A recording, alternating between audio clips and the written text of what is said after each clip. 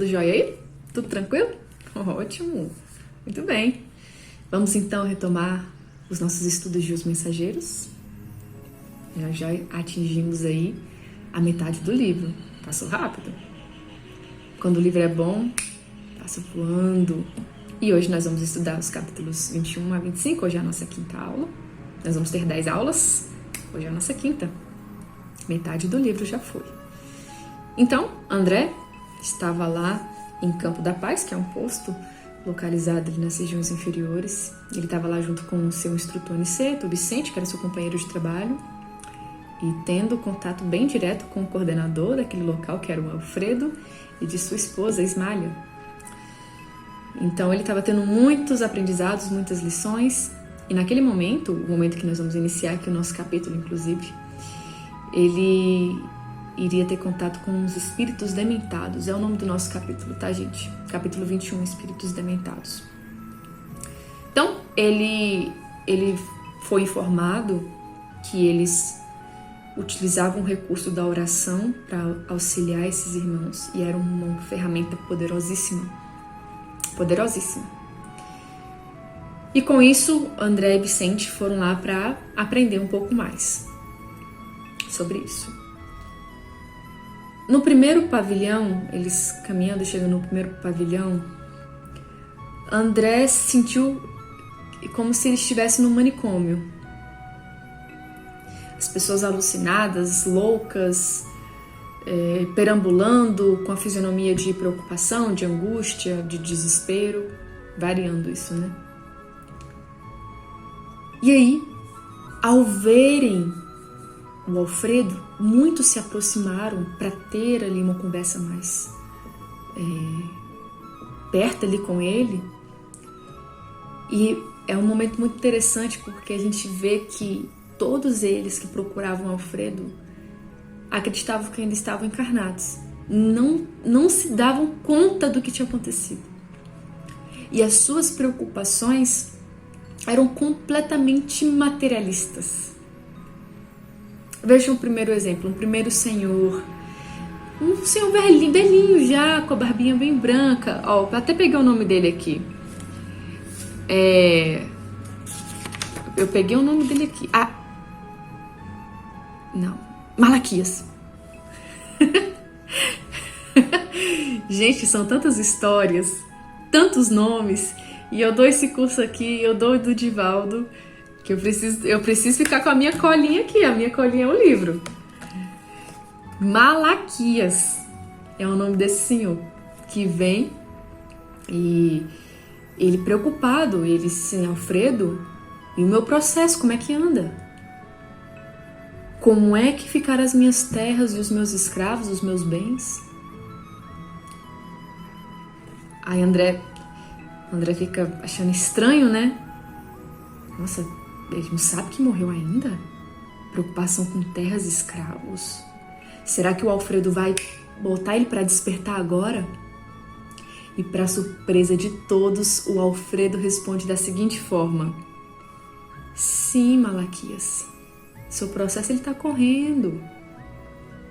Tá tudo sendo encaminhado, fique tranquilo. Você precisa cuidar da sua saúde primeiro. Depois a gente vê essas questões das terras, dos escravos. Depois a gente vê isso.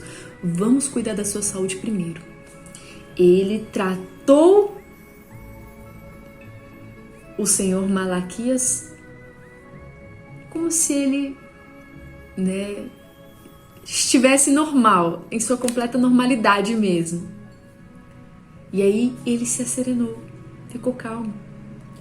À medida que o Alfredo ia conversando com aqueles doentes, mostrando empatia com as suas situações, ele aproveitava aquela situação para doutriná-los um pouquinho. Tinha que ser uma coisa muito sutil. Porque se fosse algo mais direto, olha, você desencarnou. Acorda. Várias reações poderiam acontecer, né? Poderiam não acreditar, poderiam se revoltar, piorar os seus estados. Então, o Alfredo agia como tinha que agir mesmo. Então ele falou: não, senhor Malaquias, você tem que cuidar da sua saúde, não se preocupe que a sua esposa, ela tá cuidando de tudo, assim, asinha. ela tá cuidando muito bem das suas terras, fique tranquilo, vai ser muito bem tratada aqui no nosso hospital. E aí o Malaquias foi se acalmando. Depois se aproximou um outro rapaz de nome Aristarco. Esse aqui tinha que anotar mesmo, porque é Aristarco. De nome Aristarco, preocupadíssimo. Ele falou, olha, e como é que tá a minha situação? Porque eu tenho direito à herança da minha avó, só que os meus primos querem tomar de conta. E o visconde fulano de tal, que não gosta da minha pessoa, vai usar da sua influência para me prejudicar. Como que está aí o meu processo? Eu quero mandar uma carta para o imperador. Na verdade, ele já tinha até mandado. Eu já mandei uma carta para o imperador. O senhor mandou, senhor Alfredo, a carta que eu pedi? O Alfredo, mandei. Mandei sim, com certeza. O imperador vai interceder em seu favor.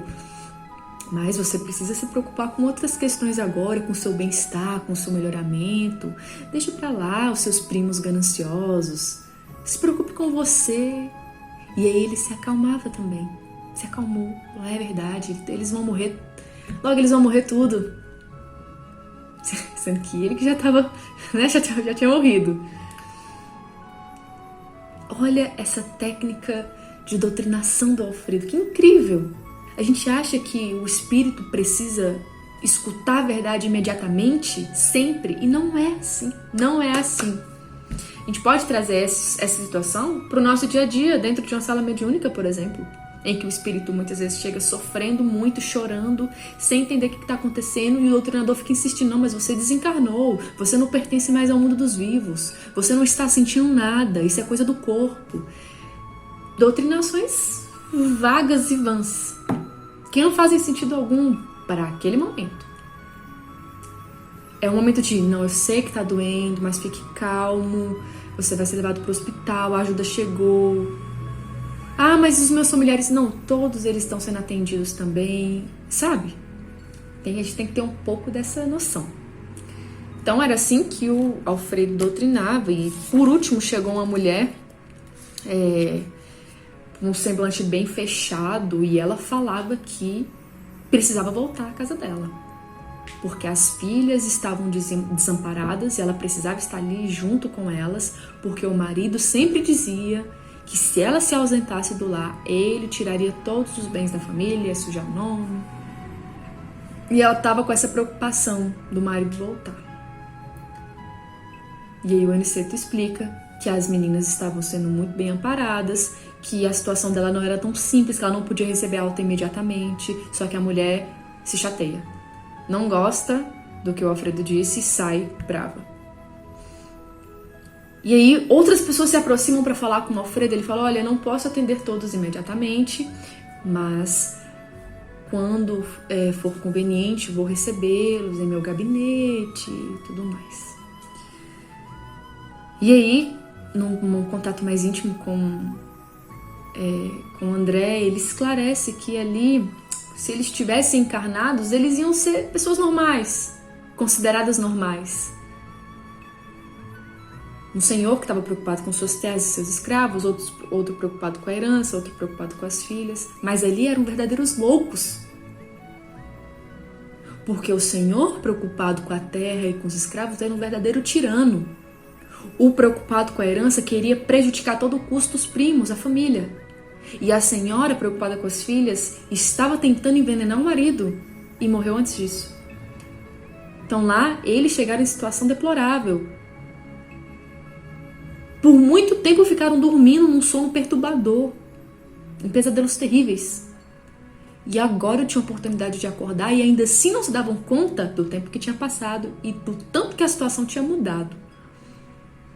Até entender, até chegar lá, era uma longa caminhada. Então cada um tinha o seu nível de entendimento. E aí Alfredo tratava eles dessa maneira, porque era nessa linguagem que eles iriam entender. Depois de um tempo, eles conseguiriam receber explicações mais claras do que tinha acontecido. Certo? Muito bem, capítulo 21, Espíritos Dementados. O 22 se chama Os que Dormem. André vai caminhando e num vasto corredor, inclusive. E ele percebe que as luzes iam diminuindo, ia ficando mais escuro. E ele sente que alguma coisa ia acontecer. Tava achando muito estranho, porque ia ficando tudo muito silencioso. Até o próprio Alfredo, que era o único que conversava, estava falando mais baixo e poucas palavras. Algo iria acontecer, André percebe. E aí eles chegam nesta ala dos que dormem.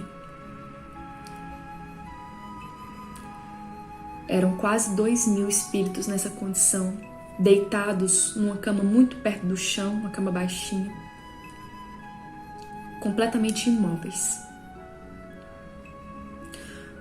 Os membros rígidos, como realmente um cadáver. André se sentiu num cemitério com caixões abertos. Eram cadáveres mesmo. Poucos estavam com os olhos fechados. A maioria estava com o olho aberto. O olho assim vidrado, ó. A expressão de horror. Como se estivesse congelado num momento de horror, sabe? Aquela coisa assim. Gente, filme de terror mesmo. Todos os membros rígidos. André se aproximou de um, tinha pulsação. Ele escutou o pulso, escutou o coração, via a respiração, mas a pessoa não se mexia.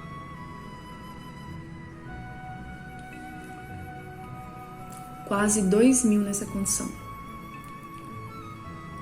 E Alfredo fala que nem todos iriam conseguir receber o auxílio naquele dia, porque os trabalhadores que estavam aptos a ajudar naquele tipo de serviço eram poucos. Era tipo 80 trabalhadores, 80 auxiliares, e cada um só podia ajudar 5. E aí só dava para ajudar diretamente 400 daqueles 2.000. Olha, gente, o serviço não para, né? O serviço não para. Muito bem. Então, assim, os 400 que estavam mais aptos para receber o auxílio magnético, a alimentação, eles receberiam. Então, gente, o quadro era horripilante. Era horripilante. Muitos ali acreditavam que depois da morte existia um nada, que tudo acabava. Outros acreditavam que era um sono eterno e por isso estavam naquela situação. Não era um sono tranquilo. A gente fica, mas estavam descansando. Gente, eles estavam em pesadelos suscetíveis, assim. Sucessivos. Pesadelos sucessivos. Qual é a melhor coisa quando você tem um pesadelo? Qual é a melhor coisa? Quando a gente acorda, né? Quando passa. Você imagine você não conseguir acordar de um pesadelo. De um pesadelo durar anos, décadas. Um pesadelo. Era a situação desses espíritos.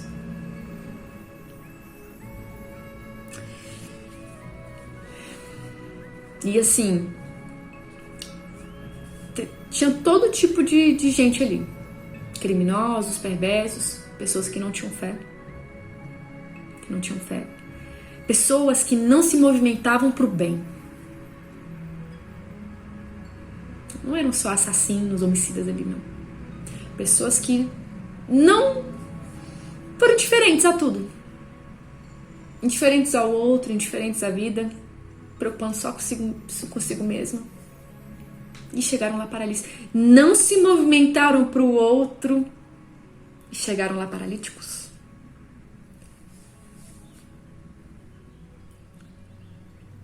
Todo tipo de gente ali. Então,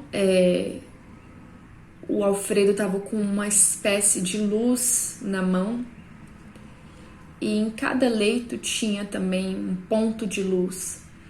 E aí o Alfredo acionava o tipo de luz. Dá um exemplo pra ti. Ele tava aqui com uma lanterninha. E aí ele acendia azul na sua lanterna. E aí todos os leitos que estavam com um ponto de luz acendiam azul. Então aí era a indicação de que era pra dar sopa. E aí os auxiliares iam lá e davam sopa. Aí ele mudava a cor pra vermelha. Aí era a hora do passe. Tudo bem organizado. É porque era um lugar muito extenso. Eram muitos doentes.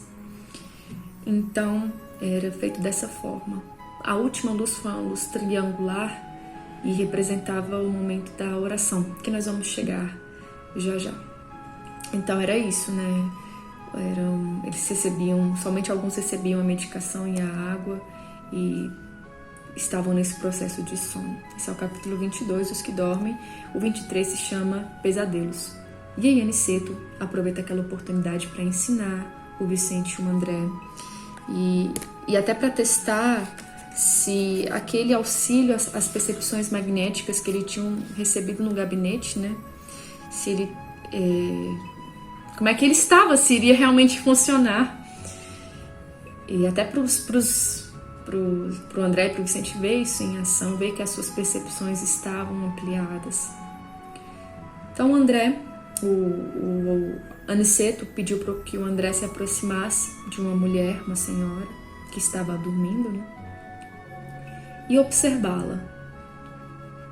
E observá-la com olhos de um médico espiritual, não mais aquele médico terreno que observa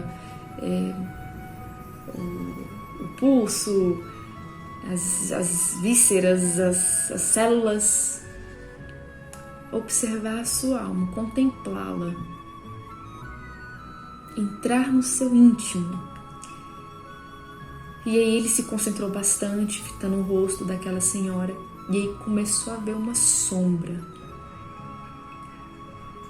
Uma sombra que foi ficando cada vez mais densa, maior, e ele focando ali naquela sombra. E de repente aquela sombra se transformou numa tela, e ele pôde ver algumas cenas que se passaram com aquela mulher quando ela estava encarnada. E aí André viu ela junto de um homem, esse homem numa agonia muito grande, e ele falando assim: você me deu veneno, você me envenenou, por que você fez isso? Fulana, me perdoa, me perdoa. Ele falando, né? Me perdoa, eu sou pai, eu tenho filhos. Perdoa o meu envolvimento criminoso com você, mas eu preciso voltar para minha esposa, para minha mulher, para minha família. Deixa eu tratar você como uma irmã a partir de agora. Me veja na condição de seu irmão. Deixa eu voltar para os meus filhos. E ele implorando. E ela fria aquelas súplicas, dizendo: não, vou me vingar. Se o seu amor é de outra mulher, se você não me pertence, você não vai pertencer a mais ninguém. E ele implorava: me perdoa, deixa eu seguir meu caminho, deixa eu voltar para minha família. E aí ela pega um martelo e dá várias marteladas na cabeça dele. E ele morre imediatamente. Ela, ainda fria, pega o corpo, coloca num carrinho de mão e vai até uma trilha onde passava um trem, posiciona o corpo nesses trilhos, colocando a cabeça principalmente ali sobre os trilhos, e sai como se aquilo fosse a coisa mais normal do mundo. Sai acompanhada de vários obsessores que estavam ali com ela, e ela sai perturbadíssima. Ela sai achando que é normal e no meio da caminhada fica perturbada, começa a gritar pedindo ajuda, porque ela estava muito obsediada, muito. E André em nenhum momento julga aquela mulher. Ele se recorda das lições que ele tinha aprendido em Nosso Lar, pensando que aquela ali poderia ser uma pessoa querida sua, uma pessoa de sua família. E se ela fosse? E se ela fosse alguém da minha família? Eu não iria querer ajudá-la? E esse espírito, né, de compaixão dominou André completamente. Em nenhum momento ele julgou o que ela tinha feito. E ele ficou pensando como é que ele podia ajudar, como é que eu posso ajudar essa mulher. E aí Aniceto chama André para que ele voltasse. E fica muito satisfeito com o progresso que ele tinha feito ali. Pesadelos, capítulo 23. 24 é a prece de Ismália. Como eu falei, o Alfredo, ele coloca uma sinalização de uma luz triangular e simbolizava o momento da prece. E aí todos os colaboradores se posicionam para a prece que é feita por Ismália, uma prece muito, muito bonita, muito sentida, muito verdadeira. E a recomendação era que André e todos, né, acompanhassem a prece palavra por palavra, repetissem mentalmente. Então, quando ela falava assim, Senhor, dignai-vos assistir os nossos humildes tutelados, eles repetiam em pensamento, Senhor, dignai-vos, para que o verbo se fizesse mais poderoso. E aí, André, profundamente concentrado na prece, numa pausa que Ismália dá, André abre os olhos e vê que a Ismália está envolvida em muita luz. Era o ser mais iluminado dali. Era a Ismália. Era uma luz lilás que saía principalmente do tronco dela, de todo o corpo, mas principalmente do tronco. E ela estava acompanhada de algumas senhoras que estavam quase com a mesma quantidade de luz que ela. Seguindo de Aniceto, também com uma luz muito intensa. Depois Alfredo, depois alguns colaboradores lá do Campo da Paz. E depois o Vicente e o André com a luz fraquinha, mas que estava lá e deixou o André profundamente orgulhoso e feliz daquela luzinha que saía dele. E aí a prece continuava e de repente André viu que do céu caíam flocos de luz. E esses flocos de luz, né, numa tonalidade branca de variados tamanhos, eles chamam de como se fosse floco de neve, mas eram uns pequenininhos, outros maiores, eram vários tamanhos. Eles não atingiam os que dormiam, somente os trabalhadores. Então eles estavam atingindo a Ismália, o Alfredo, o Aniceto, os trabalhadores que estavam lá, os doentes não. Quando ela atingia esses trabalhadores, né, esse floco se dissolvia ao contato da pele e do corpo deles saíam bolhas de luz, de acordo com a luz que cada um estava emitindo. A quantidade que eles recebiam do alto era a mesma. A Ismália recebeu a mesma quantidade de luz do que o Alfredo, Aniceto, André, Vicente. Mas essas bolhas que saíam deles depois do contato desses flocos de luz, as bolhas que saíam depois, aí variava de cada um. Da Ismália saiu várias bolhas, naquela tonalidade lilás, atingindo vários doentes ao mesmo tempo. Das senhoras que estavam com ela, a mesma coisa, seguido do Aniceto, Alfredo, os trabalhadores, e André e Vicente, que também saíam, pegando alguns trabalhadores, alguns doentes que estavam ali perto. Então, cada um mostrava aquilo que tinha dentro de si. Cada um colaborava conforme as suas conquistas espirituais. Muito interessante isso, né? Muito interessante. E os efeitos dessa prece, que nós vamos estar aqui no capítulo 25, efeitos da oração, deixaram André profundamente impressionados. Porque depois que os doentes foram atingidos por essas bolhas de luz dos trabalhadores que estavam lá, eles começaram a se mexer lentamente. Gente, eu ia ficar com tanto medo. Eu ia ficar assim... eu acho que eu ia ficar com um pouquinho de medo. Eles estavam com o corpo completamente enrijecido. Aí foram mexendo assim, ó, os dedos, as mãos. Começaram a soltar uns gemidos. Sabe? 2.000, mais 2.000 de uma vez. Nossa. E aí começaram a mexer assim os pés, um pouquinho dos ombros, soltar esses gemidos. Mais aqueles que tinham recebido auxílio direto naqueles 400. E dois levantaram e saíram correndo. 2. E André fica surpreso que ninguém vai atrás deles. Ele até faz o ímpeto de ir.